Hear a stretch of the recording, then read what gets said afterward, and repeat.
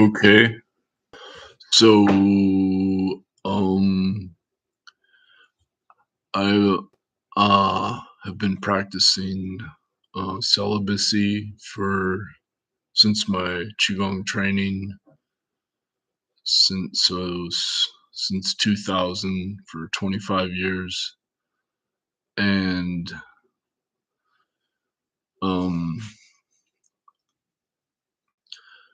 I've through my meditation training, I have been waking myself up out of my dreams, and I jump into horse stance when I have a dream that's about to turn real, as it's called in Taoist yoga, alchemy, and immortality, that certain dreams are very physically real.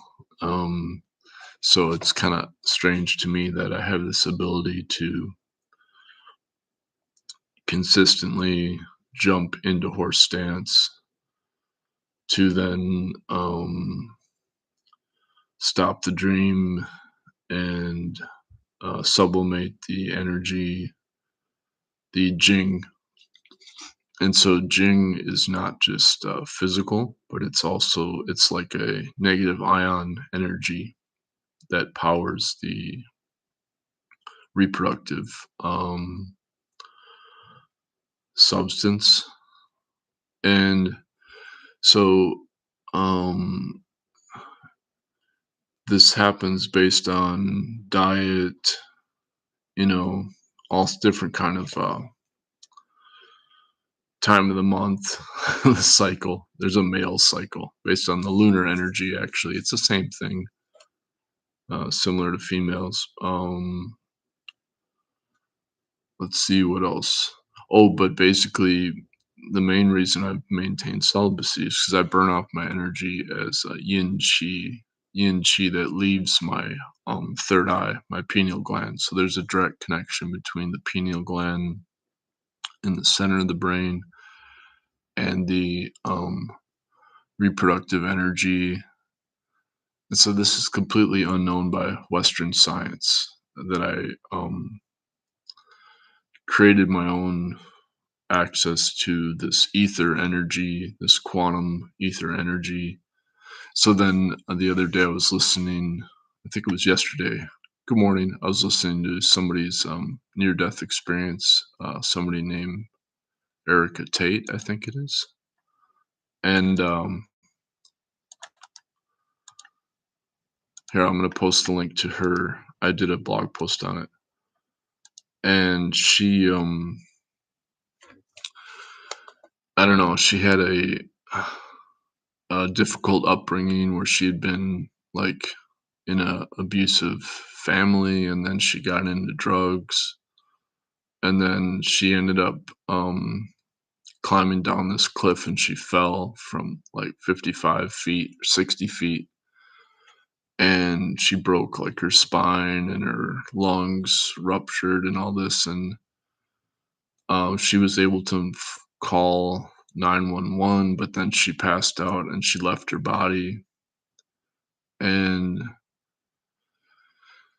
she said she saw this bright yellow light and that she didn't totally merge with it, but she feels like if she had merged with it, then she would have lost all of her sense of who she was. And that totally jives with the Tibetan yoga Book of the Dead, if you read that book. But basically, it says when everybody dies, they have this experience where their spirit can join back with the source of the universe, the emptiness, the absolute void. The absolute void eternally radiates light, but it does it through this force of knowledge from the future. And so then she, didn't totally merge with the light, but when she came back into her body, she was, you know, basically she got found by somebody as like a miracle that they kind of intuit, you know, realized where she probably was, and then um But then after a while, she realized that she had these paranormal abilities or spiritual powers, like electromagnetic kind of energy from her. And then she got into yoga and meditation to try to re rediscover what she had experienced, and so then now she sees light when she meditates. And so that completely lines up with what I experienced from my deep meditation, where I fasted for a week and did celibacy and I saw ghosts. And so I sent her an email and basically, told her who I had trained with, the Qigong master, Chen Yulin. Oops. And then his assistant, um, Nance. Good morning. So yeah, um, just to let her know that I appreciated the work she's doing, because she got her master's degree in counseling and psychology and social work, and so now she does group psychotherapy as meditation and yoga on the East Coast in New Jersey. And she's like, on the East Coast, this stuff's really strange because nobody does it, but like in the West Coast, everybody does it.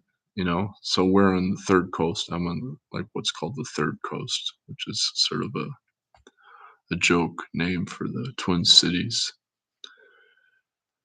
So yeah, it's kind of unusual here too.